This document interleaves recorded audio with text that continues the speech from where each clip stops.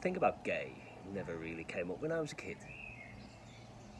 I mean, the term was thrown around as a bit of harmless abuse, but that's all boys' schools for you. I suppose we knew a couple of our teachers were different, but we never dwelt on it. Plus, they were the better ones, who got our teenage angst and stuff.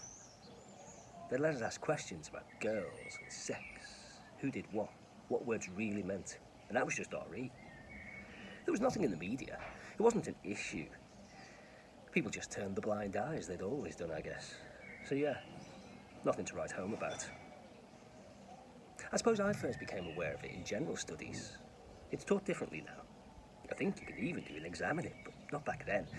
Back then, it was just one slot in sixth form, where you'd be taught a different subject each term for one double lesson a week. Things like needlework, cooking that would be useful to us as we transitioned from school to university, where we'd have to fend for ourselves for the first time.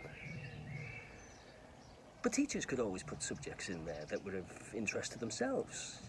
One of our English teachers was a huge fan of Evelyn Waugh, so his general study was to read and discuss extracts of his work. Waugh was a right character, real satirist, as was this teacher.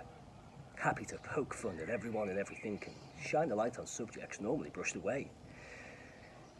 Anyway, this teacher, Mr. Lee, that was his name, he picked up on the gay theme running through one of the books and asked, statistically, did we know that 1 in 10 men were gay, and so in our school year of 100, perhaps 10 boys were gay?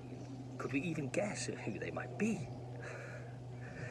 I think he was trying to get us to consider the normality of it, because it's not like someone walks around with a sign above their head, is it?